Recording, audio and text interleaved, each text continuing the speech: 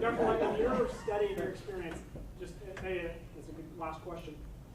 Have you ever, what would you advise Christians not to say to Muslims? Just a bad argument or something that kind of... The main thing that I would strongly recommend you do not start the conversation out is talking about Aisha. If you don't know who Aisha was Muhammad's child bride. The marriage was contracted at age 6 and consummated at age 9. All of the sources agree on that. There's one possible source in Bukhari that says age 10. But Muhammad would be about 54 years of age at that time. And we all go, oh, and there's websites out there you can get.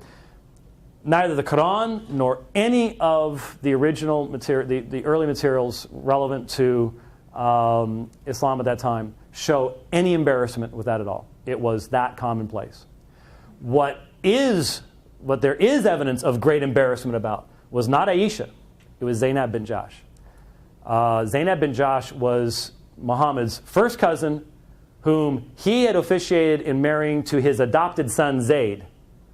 And then Muhammad married her after Zayd divorced her. And you had to have an entire revelation in the Quran just simply to alleviate the great stress that was there. So I would say the best way to make sure that all doors are closed, locked, the windows shuttered immediately is that I was saying, I hear your prophet married a little baby. Now that's pretty much going to be the end of that immediately.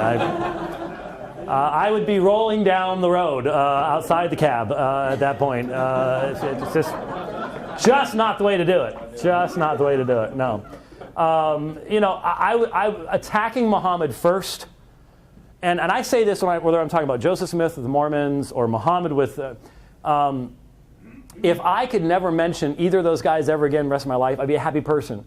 The only reason that I have to mention them is if they're standing as a barrier to the presentation of the gospel. And then when you do say something about them, please, please, please, please, make sure you can back up what you're saying. I mean, put yourself, let me just use one example, then we'll be done. Put yourself in the shoes of a Mormon, all right?